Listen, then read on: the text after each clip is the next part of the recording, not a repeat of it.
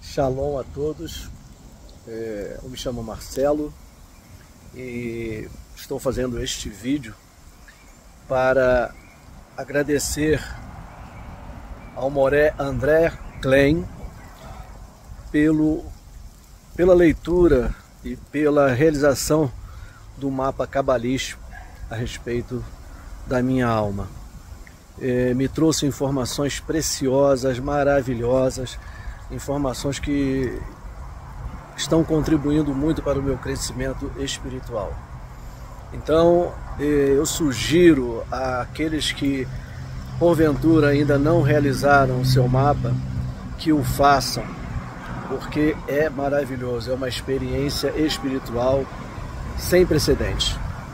Então, shalom a todos e o meu agradecimento ao Moré André.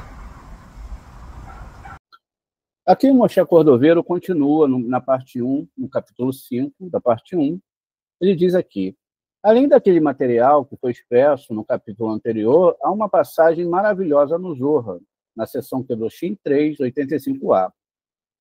Não ponha pedra de tropeço diante do cego. Levíticos 19, 14. Isso refere-se a quem ainda não adquiriu a competência para ensinar e ainda instruir. Assim, eles ensinavam, né? Se ele está falando assim, eles ensinavam, ele está botando isso aqui na terceira pessoa, né? Então, eles falavam que não eram para botar pedra de tropeço nas pessoas. Está escrito: pois ela derrubou muitos feridos, um poderoso exército foi morto por elas. Provérbios 7:26. Esta pessoa transgrediu por causa de não pôr pedra, né? De não põe a pedra no tropeço diante do cego. Então, era o que eles ensinavam. Assim, ele fez com que seus companheiros fossem achados em falta no mundo vindouro. Então, a pessoa que ele se dirige aqui é as pessoas que são inimigas da Cabala. Nós aprendemos, ele diz: aquele que trilha o caminho reto da Torá, que são os estudos da Cabalá, tudo junto, aquele que tenta dominar a Torá adequadamente, tem uma porção no mundo vindouro. Pois a palavra da Torá, que sai da sua boca, atravessa o mundo e se eleva nas alturas. Aqueles que estudam a Torá corretamente. Quando ele está se dirigindo aqui, através do Zohar Kadosh, através dos segredos da Torá. Quantos seres santos elevados se unem a essa palavra que segue o caminho reto e é coroada com uma coroa sagrada, quando o estudo é correto. E ele nada no rio do mundo vindouro que sai do Éden. A palavra, então, é recebida por ela e absorvida em seu meio. A grande árvore está plantada ao redor daquele rio, que é a árvore da vida, a Torá. Assim surge uma luz superna que coroa aquele homem o dia todo, assim como aprendemos. No entanto, em relação àquele que trabalha na Torá e não sabe como dominá-la no caminho reto, sua palavra vai e vaga por caminhos sem ninguém para se juntar a ela. Isso está falando dos literalistas, dos religiosos, etc. É isso mesmo que nós estamos lendo aqui. Ó, no entanto, com relação, que eles estão falando dos judeus contra a Torá. Aquele que trabalha na Torá e não sabe como dominá-la, não entende os seus segredos, né? Então, diz aqui na Torá, e não sabe como dominá-la no caminho reto, sua palavra vai e vaga por caminhos sem ninguém para se juntar a elas. Não se junta aos mundos supremos. Ele continua aqui. todos o empurram para fora. Esse estudante é empurrado para fora. E ele vagueia pelo mundo e não encontra um lugar onde possa ser adquirido o que se desviou do caminho reto. Aí a gente para pensar aqui. Quem foi que espalhou os judeus no meio do mundo? E por que os espalhou? Né? O Eterno. Eles não conseguem ficar num lugar. Eles são espalhados, são para lá e para cá, porque estão seguindo a Torá literal. Ele continua aqui. Assim está escrito, não ponha pedras de tropeço diante do cego. Porque o não estudar Kabbalah, não ensinar a Torá nesses níveis exatos da Torá, o que ela está dizendo é o quê? Colocar pedra de tropeço diante do cego, que são aqueles que não sabem a Torá, e continuam na literalidade. Esse é o cego. Por isso está escrito, temerás Hashem, né? O teu Elohim, eu sou Adonai. Isso é Levítico aqui 19:14. Aquele que deseja trabalhar na Torá, mas não encontra ninguém para ensiná-lo, e aqui é uma outra possibilidade, no entanto, ele trabalha pelo amor da Torá e gagueja suas palavras, já que não a conhece, tá vendo? Mesmo que ele gagueje as suas palavras, mesmo que ele não a conheça profundamente, cada palavra sai. E o santo bendito seja ele, regozija-se com essa palavra e a recebe e a planta ao redor daquele rio. Destas palavras são feitas muitas árvores, chamadas salgueiros do ribeiro. Levítico 23:40. Assim está escrito, em seu amor você ficará continuamente apaixonado. O rei Davi também disse, o Senhor mostrou-me o caminho dos seus estatutos. Tehillim 119:33. Indo de encontro ao que ele falou no Tehillim 119:18. Abre os meus olhos para que eu possa compreender a Toraterra, no plural, as suas torotes, as suas torais, a duplicidade do que é falado ali.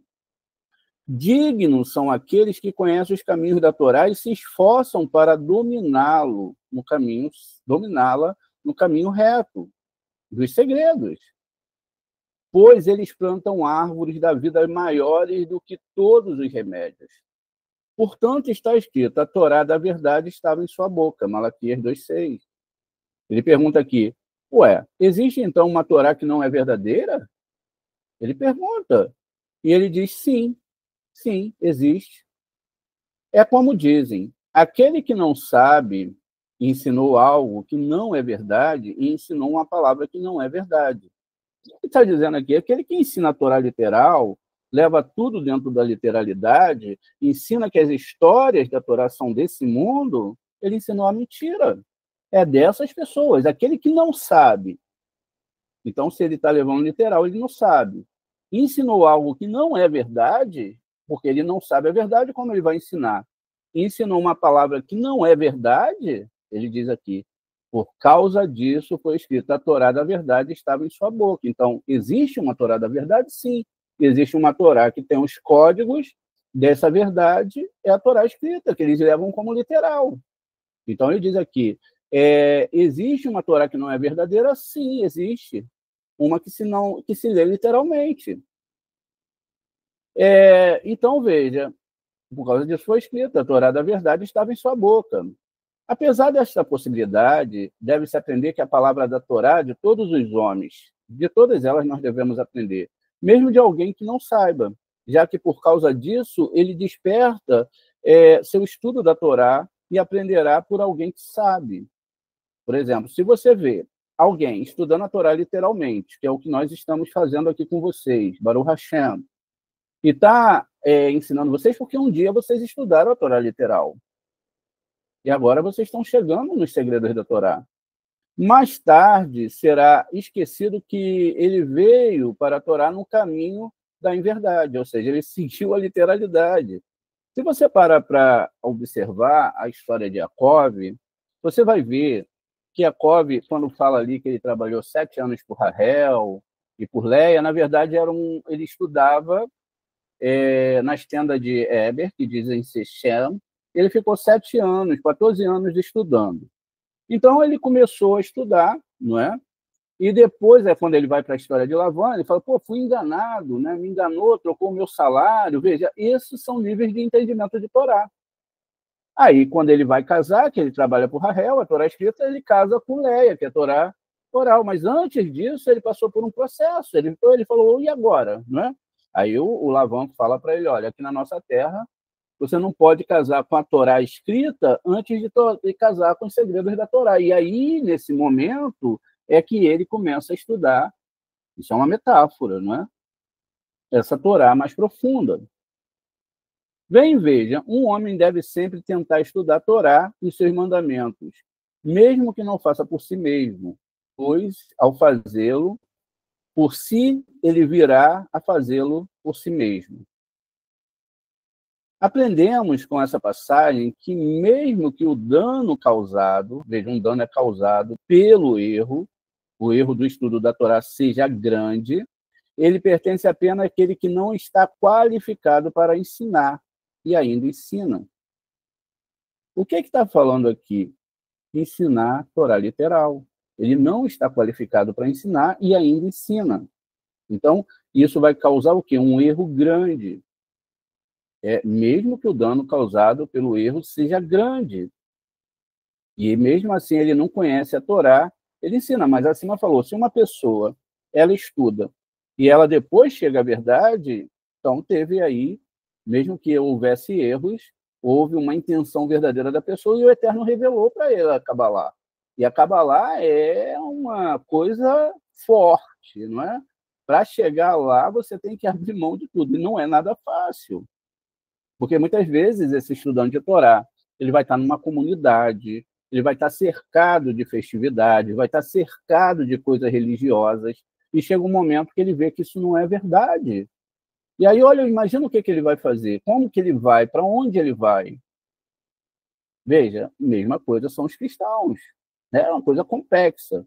Veja, no entanto, no que diz respeito ao ao assunto de ensinar a si mesmo, não há nenhum mal decorrente do erro.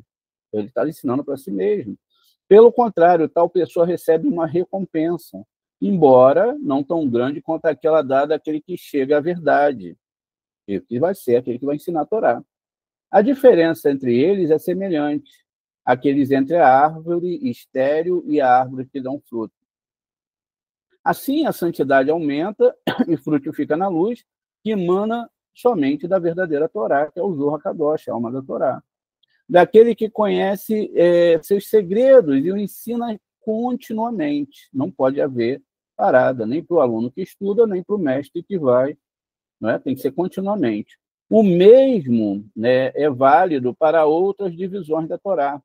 Não há dúvida de que tal professor causará uma emanação, e que esta emanação e luz que está criada através desse ensinamento permanecerá para sempre, dando fruto para si mesmo e para as gerações e seus alunos, as gerações vindouras.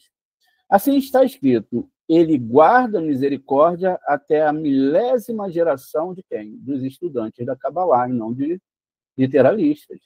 Êxodo 34, 7. Ele retém sua misericórdia por 1000 gerações no que diz respeito ao mérito dos pais, os pais aqui é outra reencarnação, e coisas semelhantes à essência da boa ação, que constitui a essência da luz, é guardada para ele e para o mundo vindouro, onde ele se senta e desfruta de todos esses estudos de Cabalá que ele trouxe. Não é o caso dos estudantes literais da árvore estéril, que não dá frutos, para o mundo vindouro. Gente, aqui não é se a pessoa vai ficar rica, se a pessoa é isso, se agora ela tem uma sinagoga, como a gente já viu, não é nada disso para o mundo vindouro. A razão é a seguinte, é que a clipar, as partes nocivas, não dão fruto, eles não dão fruto.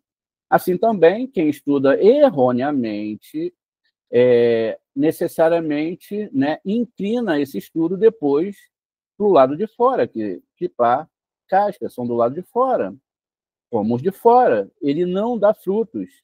Ele também, quer dizer aqui, não dá frutos para o Olam Rabá, não está sendo nada levado para lá, os estudos não estão subindo os mundos espirituais, não estão alcançando. E quem está falando isso aqui não é o Moré André, é um sábio de Torá.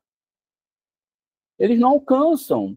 Eles também cercam o riacho, a corrente, que é aqui, ó, chamada de Iesod. Eles cercam essa Iesod, o local dos mistérios, pois a luz, né, é o equivalente à raiz. Vamos parar aqui para a gente entender isso. Vamos dar uma olhada no primeiro capítulo da Torá, no versículo de Bereshit, no capítulo 2, eu acho, vamos dar uma olhada aqui, ou no 3. Veja, Deus disse aqui, ó, Deus disse, haja luz, e houve luz. A palavra luz aqui, repetida 2 vezes, é or. Vamos ver a gematria dessa palavra e vamos ver aqui como que isso funciona dentro da Torá, em outros aspectos mais profundos. Vamos lá? Vamos reaproveitar esse slide aqui, vamos apagar essa palavra e vamos colocar a palavra or, que é luz. Pois bem, então a palavra or foi definida aqui, luz, não é? E essa palavra or, ela tem uma gematria. Então, vamos ver aqui, or. É necessário, então, eu colocar a gematria aqui para vocês entenderem melhor. O Aleph vale 1, exatamente 1. Né? Então, já que o Aleph ele vale 1, estou tentando escrever aqui 1, cadê o 1? Sai aí 1. Ah, está aqui. Ó. Pois bem, então agora que o Aleph vale 1, as outras letras também vão ter seus números e as suas referências em relação a essa construção que nós estamos fazendo aqui. Pois bem, 1, o Vav vale exatamente 6, veja, 6. O Reish vale 200. Pois bem, então a gente vê logo que a gematria é de 207. Então, veja, vamos colocar o 200, agora a gente arma aqui uma continha, só para a gente deixar aí a questão para vocês analisarem melhor. Então, ó, 200, vamos começar pela última letra, 200, mais 6, mais 1, que vai ser igual, que é igual a 207. Pois bem, essa é a palavra or. Quando a gente está falando lá no nosso texto, ele está fazendo uma combinação com a palavra raiz. Como se escreve raiz? Reish, veja, reish, e também a letra zain. Então, ele está falando aqui da palavra raiz. Não é? Vamos colocar aqui, então, o zain, que vai ser o número 7, e esse número 7, lógico, né, vai dar o que ele está falando lá. Veja a palavra raiz. Agora, o 200 do reish, a gente já tem aqui. E temos agora o 7, veja, da palavra da letra zain. Está aqui, ó, 7. Então, lógico, vai ser 207 também. 200 mais 7, 200 mais 7, 207. Aqui existem outros segredos. Qual é os outros segredos? É que a própria palavra, né, do nome que está aqui é o nome Raziel. Raziel é conhecido segundo o livro do segredo. Existe até um livro chamado, né, o livro do anjo Raziel. É preciso muito cuidado para ler esse livro, porque é complexo, né? Então, entrou em Yud, entrou mais a palavra El aqui, ó, e Raziel. A palavra Raziel, descrita aqui agora, no nosso texto, ela vai ter uma gematria, veja, era 207 mais 10, 217, 218, não é? E com 30, 248. O que é 248? O anjo Raziel está ligado a 248 leis positivas da Torá, que fazem contraparte com 365 leis proibitivas. A gente não entende leis como leis, mas como luzes da alma. Então, Raziel também tem o mesmo peso da palavra Avraham, que também tem 248 em gematria. Pois bem, veja que a palavra raiz, or, não é a mesma coisa. Qual é a ideia aqui? É que or e Raziel, que é o anjo do segredo, tem a mesma raiz. Né? Uma raiz geralmente é formada de 3 letras, tudo bem. Mas veja, então, o que ele está falando aqui? O segredo da Torá Veja, 207 do anjo é o segredo da Torá que vai trazer luz para a alma da pessoa. Não existe outra forma de trazer luz. Porque se você não traz o segredo da Torá para a alma das pessoas, as pessoas vão ficar enganadas.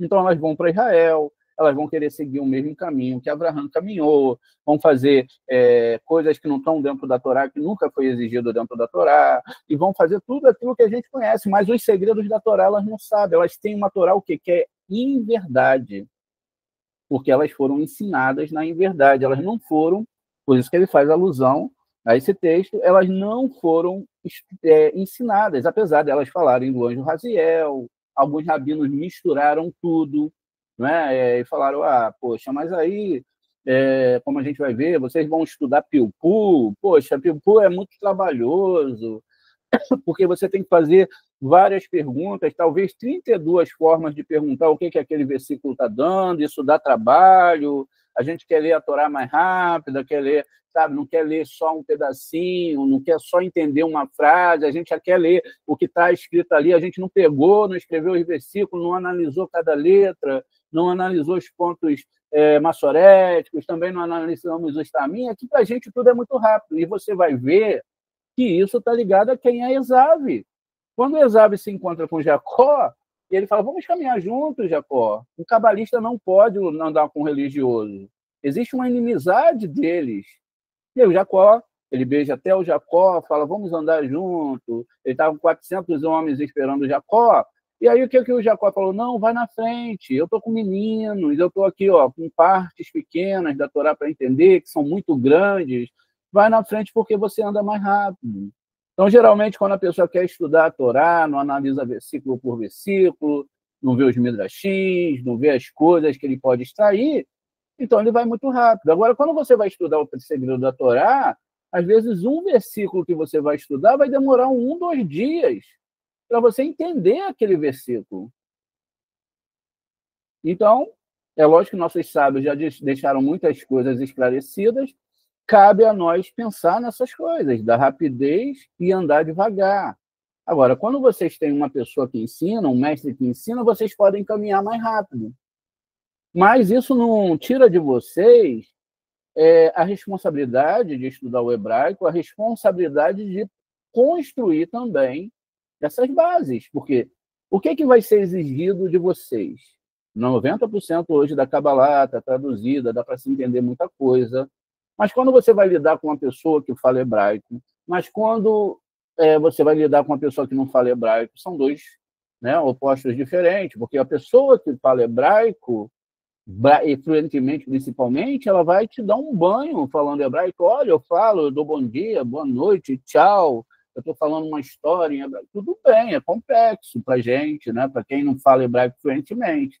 Mas se você pega o versículo, e eu já vi isso, você deixa o cara que dá aula, que fala hebraico fluentemente, que é judeu, ele fica assim, mas de onde você tirou isso? Mas eu nunca vi isso na Torá, eu já li esse versículo várias vezes. Por quê? Porque o cabalista, ele extrai o sumo do segredo da Torá.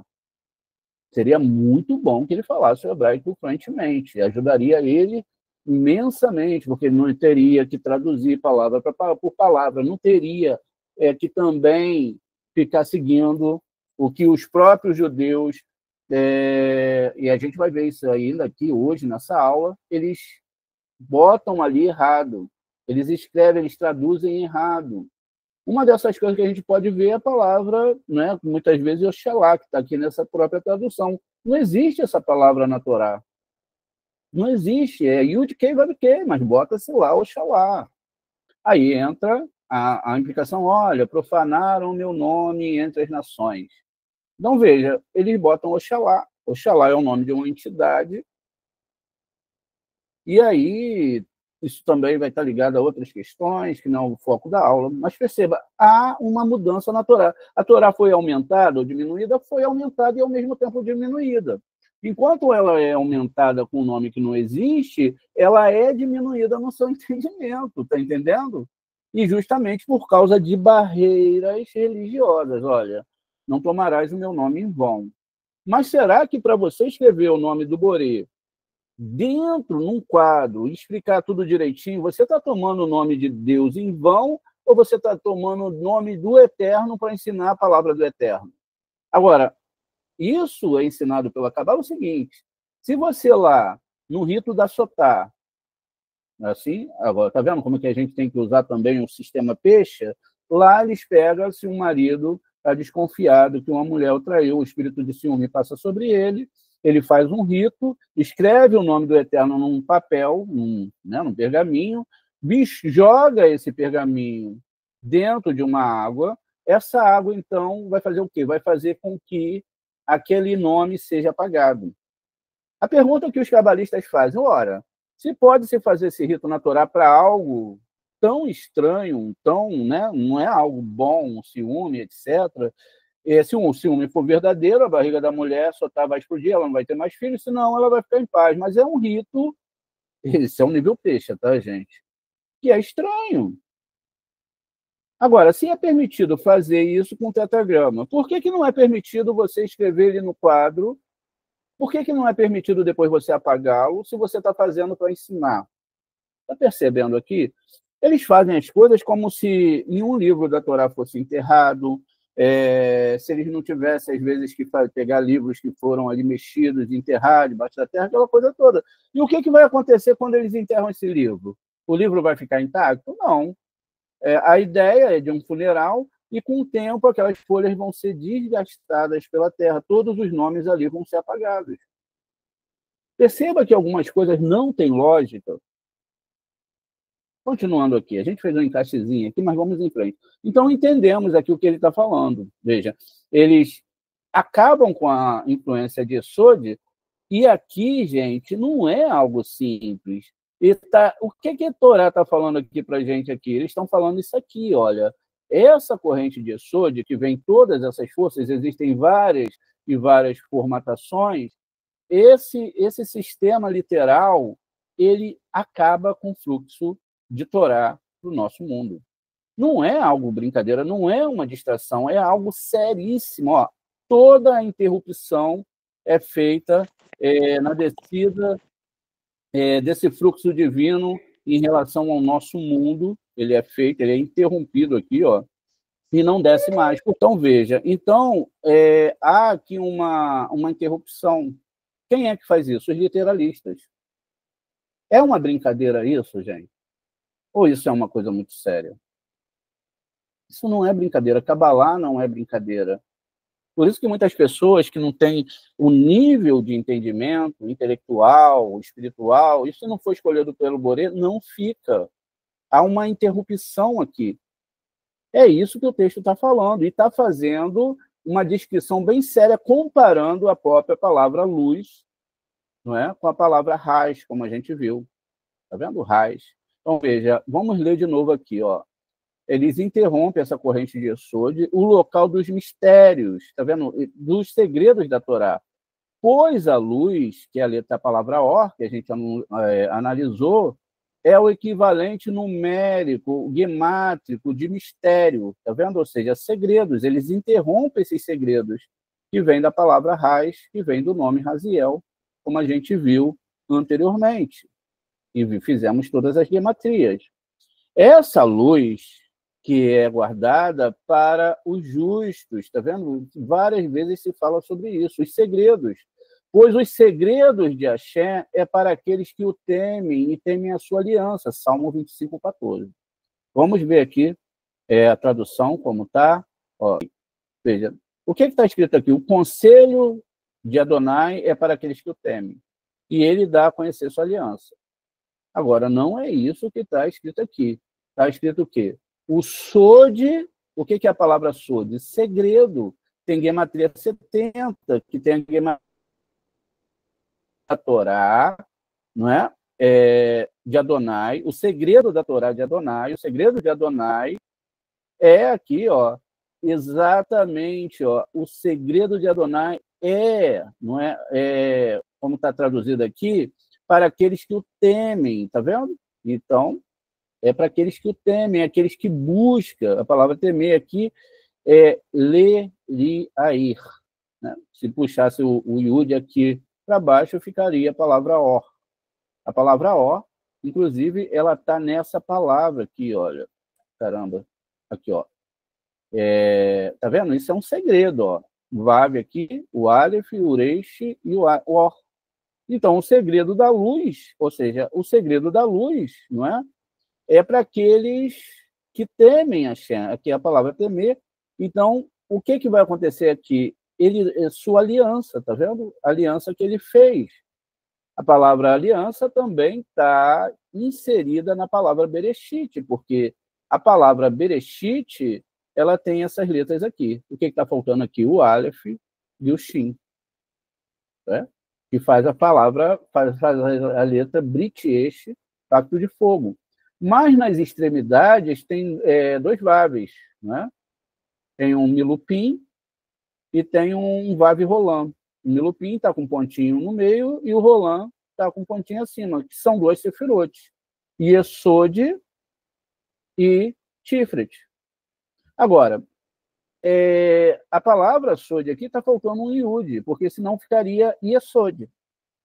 Então, o que está significando aqui? Se eles tiram esse Sod, o Yud, que é o fluxo divino, não desce. É isso que ele está falando aqui.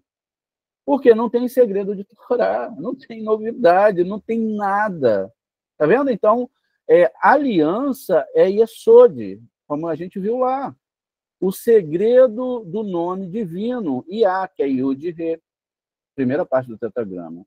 Em suma, esses envolvem sua corrente e constitui uma cobertura fina de Kippá, e essas pessoas fazem isso, sobre o qual está escrito, um brilho estará ao seu redor, Ezequiel 1:4.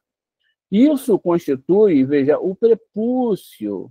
Agora precisamos analisar aqui o que é a circuncisão ou esse prepúcio de não estudo da Torá corretamente. É esse prepúcio de não entender e não estudar os segredos. Esse é o prepúcio. Esse pessoal não tem circuncisão espiritual.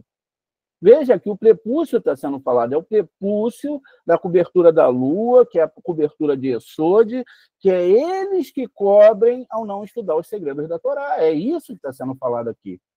Perceba, então, que o texto continua, que foi dividido e puxado para baixo, mas não cortado.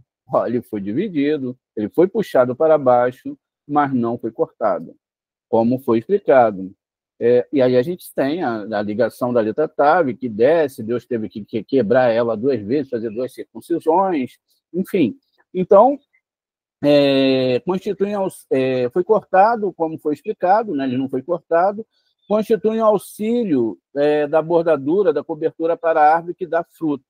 Então, é uma cobertura para essas árvores. Assim, o salgueiro do riacho cercam o riacho e ali se beneficiam da mesma forma. Aqueles que erram em seus estudos, que é um pecado, e a gente já viu que isso leva a pessoa para o Guerrinom, formam árvores lá nas quais o santo abençoado, seja ele, se regozija, pois, em última análise, esses salgueiros são úteis e embelezam o riacho, e eles são unidos ao lulave. Aqui, Adonai, merecêssemos ter uma porção desses salgueiros, desses ensinamentos profundos, pois tudo é para o embelezamento do lulave. Assim foi dito, em seu amor você estará continuamente apaixonado, como explicamos. O salgueiro certamente é necessário para completar o lulave. Gente, assim como o salgueiro cerca o riacho, também é importante alcançar o interior da nós.